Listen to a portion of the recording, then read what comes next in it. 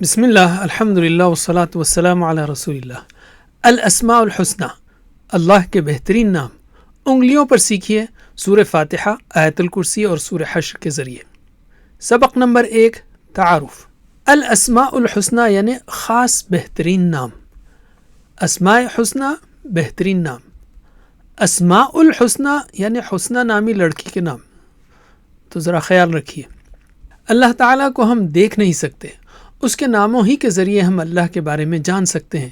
یہ نام اس کی بہترین، خوبصورت اور کامل صفات بتاتے ہیں۔ اللہ کے ناموں کو جاننا سب سے زیادہ فضیلت والا علم ہے۔ اللہ نے رسول بھیجے اور کتابیں اتاری تاکہ ہم اللہ کو جان سکیں۔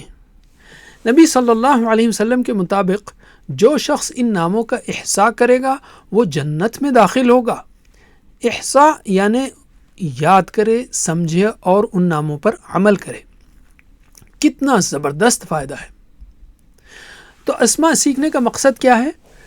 اللہ کو پہچاننا، اللہ سے محبت کرنا، اللہ سے ملاقات کی محبت، اسے دیکھنے کی آرزو اور اس کی اطاعت کرنا، اللہ کی عظمت، وقار اور گہرا احترام دل میں پیدا کرنا، ایمان مضبوط کرنا اور اللہ کی عبادت کو بہتر کرنا، جو کہ ہماری زندگی کا مقصد ہے۔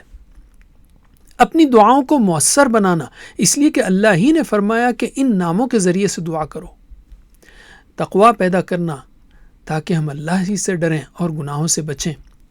اللہ پر بھروسہ اور توکل بڑھانا، صبر اور شکر کی کیفیت پیدا کرنا، اللہ کے ذکر میں اثر لانا، دل کا سکون، حفاظت، خوشی اور قناعت حاصل کرنا وغیرہ۔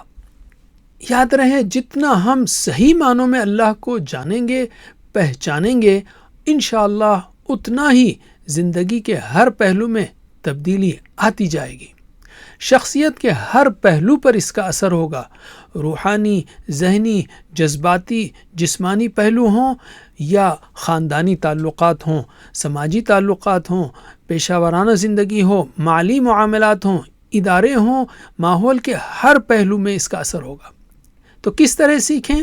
اللہ کے نام انگلیوں پر یاد کریں، اور وہ بھی ان صورتوں اور آیتوں کے ذریعے جو آپ پہلے سے جانتے ہیں، ایک نہایت آسان اور دلچسپ طریقے کے ذریعے۔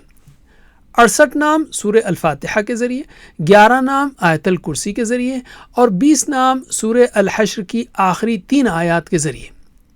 تو اللہ کے ناموں کو زندگی کا حصہ بنا لیں، روزانہ انہیں سیکھیں، غور کریں اور عمل کریں۔